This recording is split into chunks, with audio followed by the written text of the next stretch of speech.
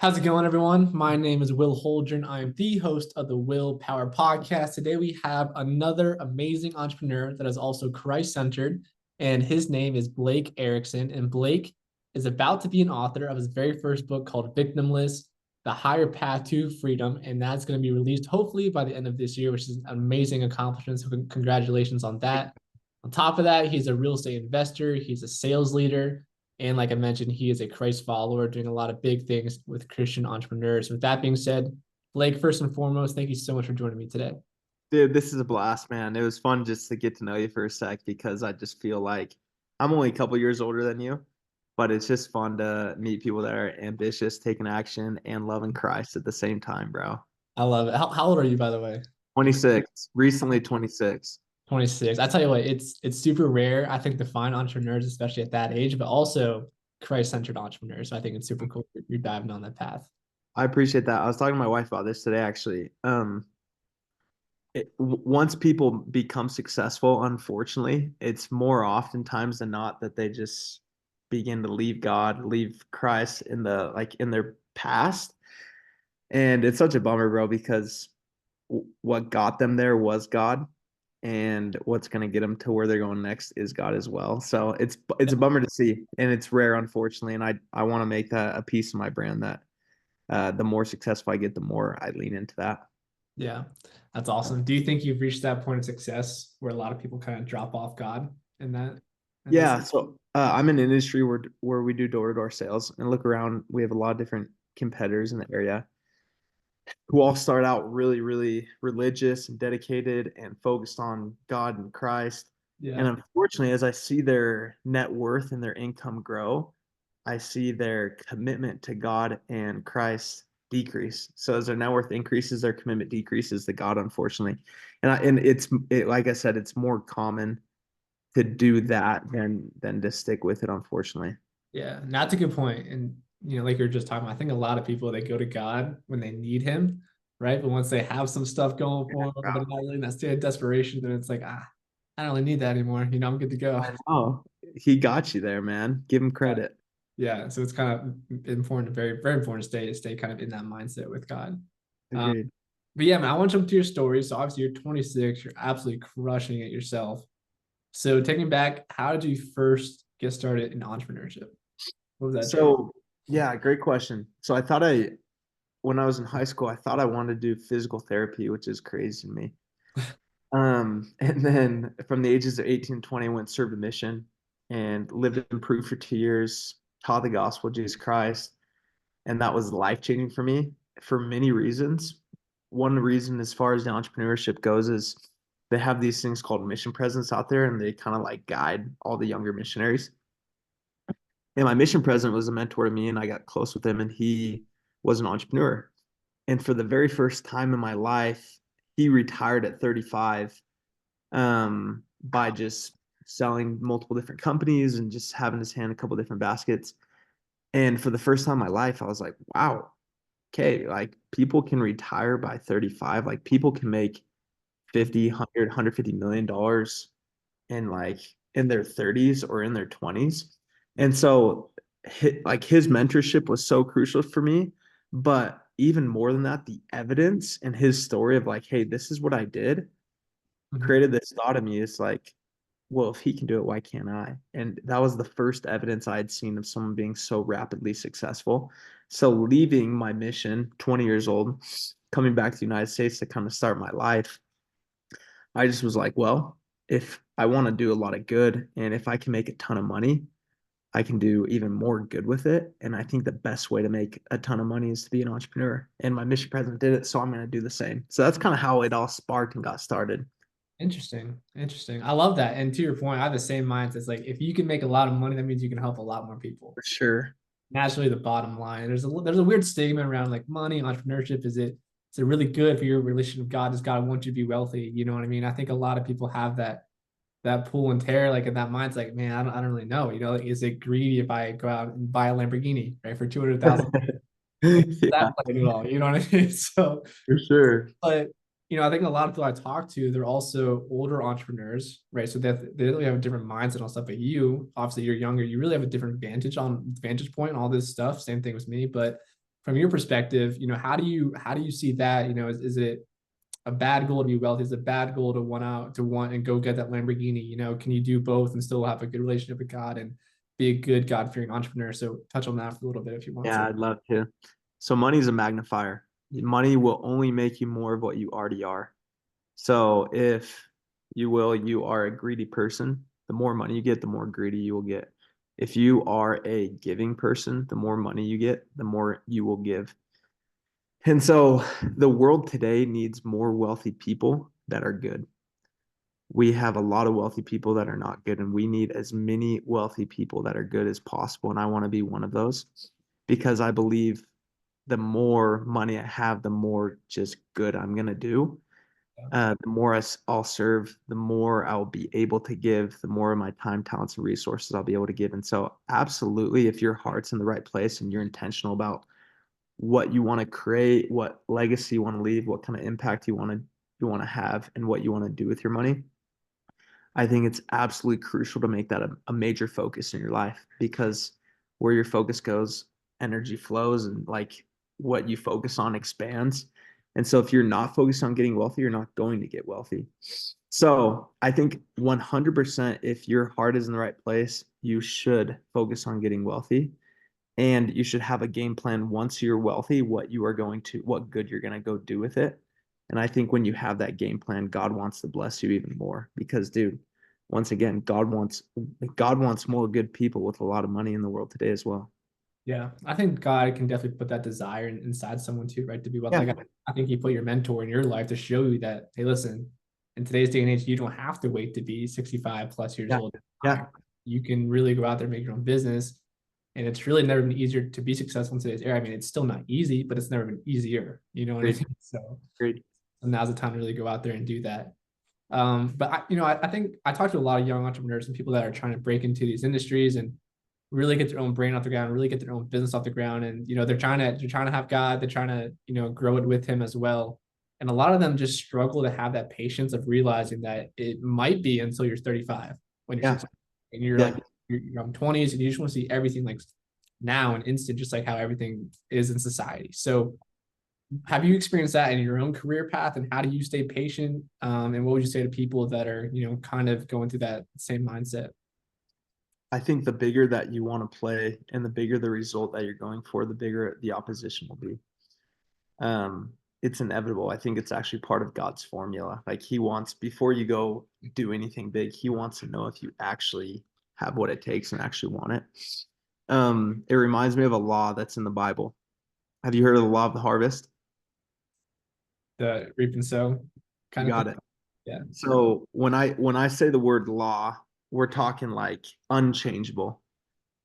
It is something that nobody can alter. The law of gravity, if I drop my phone, it will come down. So the same law, sorry, a different law, but with the same principle that it's unchangeable as the law of the harvest, which is if if you reap, you shall sow, which is essentially like if you plant the seed, like a tree is going to come and it will come. It's a promise, it's an obligation. And I think a lot of people go out and sow for a week and they expect to reap right away, or they sow for a year and they expect to reap right away. But the reality is if you can hang on to the promise that if you continue to sow, you shall reap at some point. I don't know when it might be. It might be a week. It might be 10 years. It might be 15. But God did say, if you sow, you will be able to reap the rewards. That's been a promise that's been super powerful for me because it's allowed me to just continue to just put the inputs in, continue to work, continue to pivot, continue to get good education, good people, good environment around me, and just knowing that it's going to work out. And that's not saying if you start any business and you just put your heart into it that it's going to succeed. But if you have good desires and you're trending towards a goal or a direction, if you continue to put the inputs, eventually there will be an output that gives you the reward you're looking for. Yeah. I think it's definitely a great Bible verse just to keep in mind. And for me, see my phone here. Isaiah 46:4, I am He who will sustain you. I love that, bro. It takes time, but just know that He's the one that had the master plan in the background. And it's really just have faith in the plan. You know what I mean? It might take you 5 years, but so be it. Yeah. 10 years, so be it. Dude, and God wants your success. I promise. Like, just like your earthly father and my earthly father, they want us to succeed. He wants the same. Yeah, yeah, no doubt, no doubt.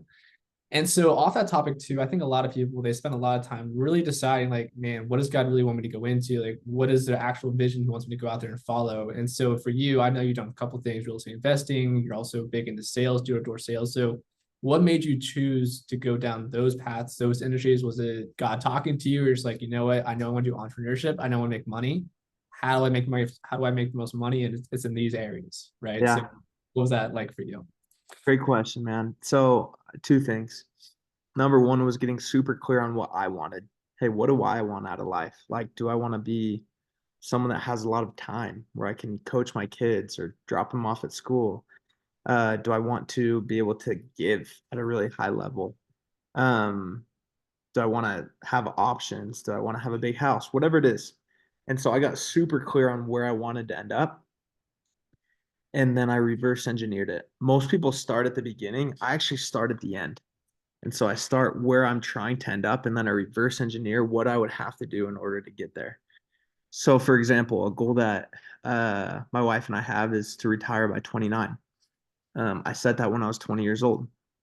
And so 9 years in advance, I said, cool, I want to retire by 29. What would that 9 years need to look like from when I said it when I was 20? I would have to live an incredibly imbalanced life. I would have to sacrifice and work like crazy and take massive action and massive risks and get great education, get around great people, great environments. You know what I mean? And so, because I knew what I wanted and was super clear, and I reverse engineered it and I started at the end rather than started at the beginning, I've been able to kind of figure out how I need to make that happen. And that's why I've got into real estate.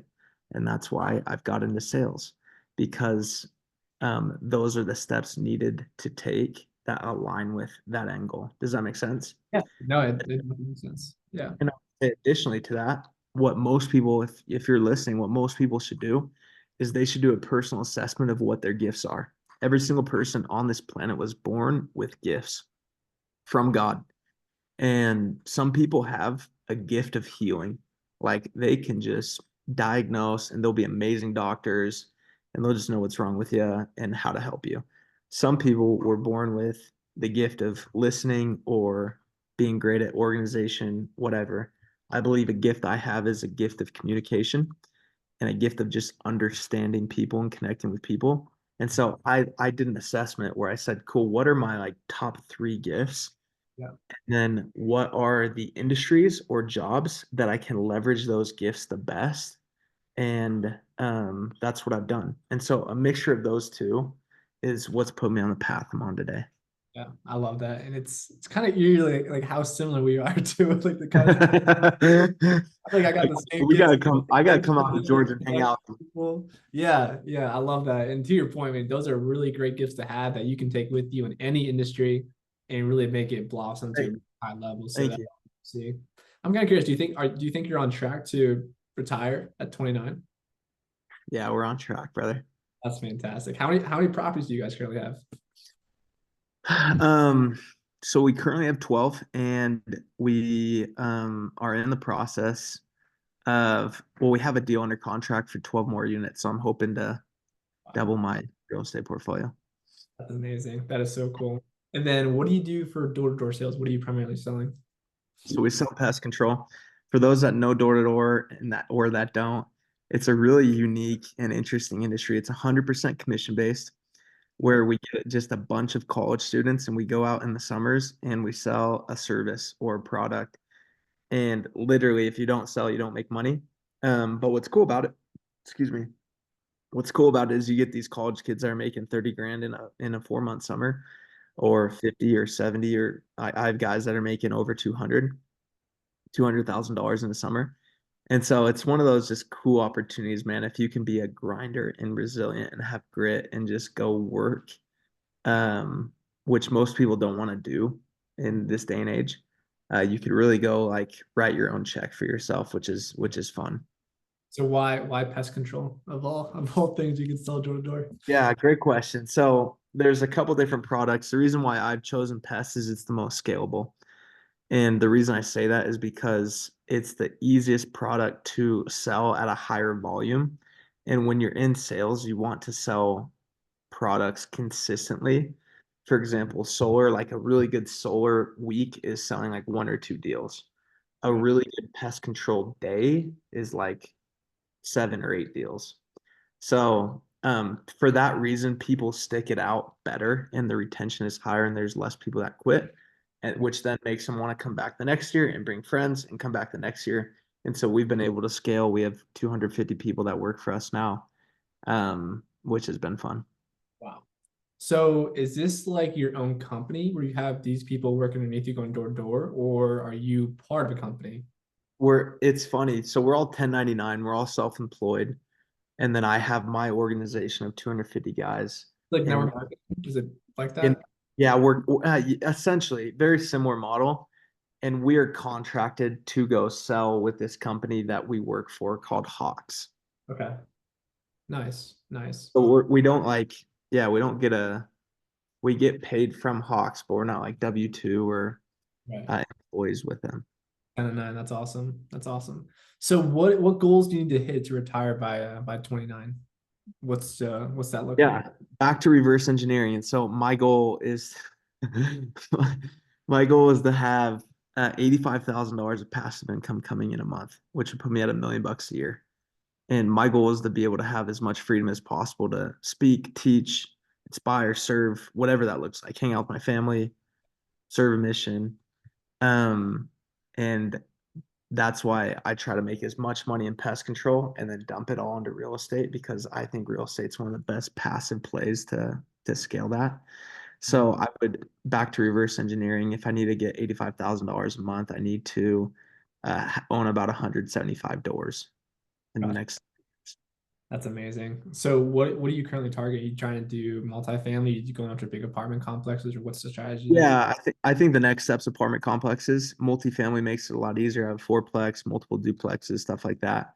But now we're getting into like the 12 plexes, and the bigger, it's just easier to manage, and it's a little bit less energy versus having 24 houses or just a 24 unit apartment complex. It's a lot easier to manage.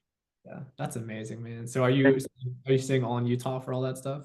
No, no, I get pretty flexible. So I'm in Kentucky, Indiana, a lot in Utah, done some stuff in Idaho. So not really closed off too much.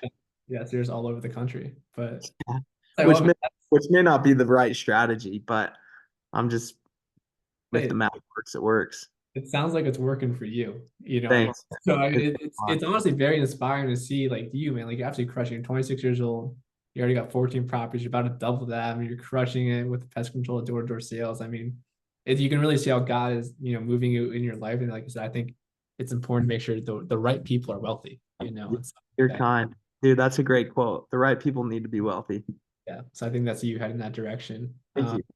But yeah, I want to jump into your story a little bit. So I think a lot of people they want to start a business, right? Maybe it's real estate investing, maybe it's something else like that, but they struggle finding the capital up front. They struggle, especially if you're a younger person going out and actually getting investors because you're young, right? So no one wants to do that. But for you and your story, like how did you first accumulate that capital to get started in real estate? Was it just from doing door to door and pest control? Was that how you kind of made that first breakthrough? Because so many people struggle with that first breakthrough, right? So what was that like for you? Yeah, great question. So I'll tell you how I did it, and then I tell you what I wish I would have actually known and did. Yeah. So I did my first summer selling. I started a couple different companies, window washing, Christmas lights, stuff like that. They all just went average. Yeah. And then I went and sold pest control for summer. I made 118 grand in 4 months, Wow. and it was amazing, bro. It was life changing for me. That's I, insane, man. You know when dude, people they make six figures ever in a year and how you dude, it is crazy. Like truly the most money I ever had in my bank account before that was $3,000. So life changing, bro, completely. And I'm so grateful for the opportunity and just grateful for all of it. But when I got home, I was like, cool, let's go buy a property. And I'm trying to get pre-approved, and no one's gonna pre-approve me, bro, because I got 1099 income and I only have 1 year of like they of don't pre. like that. Yeah, they want you to have a W-2 I'm income. like, dude, this is crazy. And Yeah. so what I ended up doing, I just found a duplex for 110 grand. And I was still making a little bit more money. So I just bought it in cash. And I don't recommend anyone doing this, but I just bought my first deal in cash because I want to get in a deal. I want to multiply my wealth. I want to start creating passive income. Yeah. And that's kind of when things started taking off. And then the next year I went out and worked. I tripled my income, quadrupled my income, excuse me. And then that allowed me to buy more real estate. And then just ever since then, it's just allowed me to continue to scale. Yeah. Um, but I have maybe regrets is the right word, but I wish I was more informed. And here's what I would tell my 21-year-old self. Um, there's always a solution. For example, I'm buying a property right now, and I have this weird thing on my credit that AMX is saying to the bank that's affecting my credit score. And as the lender and I've explored different options, there's a solution to get that off my credit, which I would have never known. But the reason I say that is because you don't need money, credit, or like history in order to buy real estate. The more I've gotten into it, and I have buddies today that go find great real estate deals, and then they go to someone like me or someone else with money and they say, hey, I have this amazing real estate deal, do you want to partner on it with me? You bring the capital, I'll do all the work, I found the deal, I'll negotiate the deal, and we'll split it 60-40 or 50-50 or 70-30. And they literally, it takes no credit, it's nothing on their debt to income, no capital. And so as I've gotten older, I've seen like all these different ways you could get really creative and find a solution around real estate. And so if you're telling yourself the story right now that you need capital in order to get started, I would invite you to say, how could you get creative with what you currently have? And what solutions could you find in order to still go do the thing that you want to do? Right. You gotta think about it as an entrepreneur would, right? Take all Yeah, the away, yeah, you know? exactly. How are you going to figure this out? Yeah. Yeah. Well, that's incredible. And I don't know if it's much of a regret for you because obviously, I mean, it's, you definitely could have done a lot dumber things with your money at Sure. 21, spending That's it. true. So I think you can't be too upset with that decision. But that is super cool to see. Have you had any like really key mentors in your life that you'd say helped you get to where you are? Dude, I have so many, and actually a lot of them are dead. Um, and what I mean by that is Napoleon Hill was one of the best mentors of my life. His book, Think and Grow Rich, was like fundamental for everything I've been able to create. Yeah. My dad's been fundamental for everything I've been able to create. Stephen Covey, Seven Habits of Highly Effective People, fundamental. I named my son after him, like just fundamental. Yeah. Uh, and then my mission president, like I mentioned, and then people that don't even know who I am but live and like exist, and I follow them on Instagram, and just how they play and how big they play and how giving they are. Like Yeah. Pace Morby, if you've heard of that name, is someone that comes to mind for me. And so I'm constantly finding mentors, and a mentor is not necessarily someone that will sit down and have a one-on-one interview with you. And I've just tried to leverage as much of YouTube, podcasts, Audible, dead or alive people as possible. Yeah. No, I love that. I love that. And I vividly remember starting out my entrepreneurial journey too, like a while ago, and thinking like, you know what, I'm not really into all this hoorah stuff that goes on, like all these personal development books. But now, like looking back on it, it's like it's so spot on. You know, like everything about that's what you need to be doing. And Yeah, you might look weird to everyone around you for like the first couple of years because no one else is doing what you're doing. And it might be like dumb, like, why am I reading this book? Nothing's happening right now. But let it saturate, like keep doing those habits years down the road. Then you get that big moment where now you're really successful, right? Now you're doing everything that books was telling you to do. And that to me is a game changer. Like you should be taking time, reading these books, watching those videos, whatever you got to do just to get your mindset right in that place. And that can really transform where you're going to be a couple years down the road. But so many people they just don't get it. They never yeah. take the step of reading that book because it's weird, it's out there, it's hoorah, right? It is what it is. It's just, Sure. but I think it's I saw a video yesterday. What you're referring to, someone called it a time machine. yeah, Bro, I'm through this. Like, dude, this one book could like Think and Grow Rich changed my life, or this one book could save you 5 years of failure, could save you a year worth of trying to figure something out. It's a time machine, man. It's like you literally can go and see someone's success and just go copy and paste it. Yeah, absolutely. That's so crucial.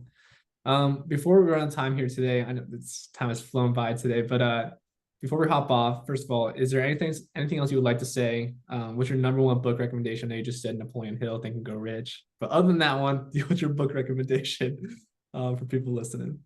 Great question. Um, I think communication's fundamental. So I think the best communication book of all time right now is How to Win Friends, Influence People, and I think that's a popular book. But that's a book I would read 2 times a year if I were anybody, because the way you connect, the way you listen, the way that you influence and communicate with people is going to determine your results a lot. And then also any book that can get you closer to Christ, any book that can just allow you to grow your testimony and belief in Him, because once again, He's at the helm and He's going to help you succeed more than anything else.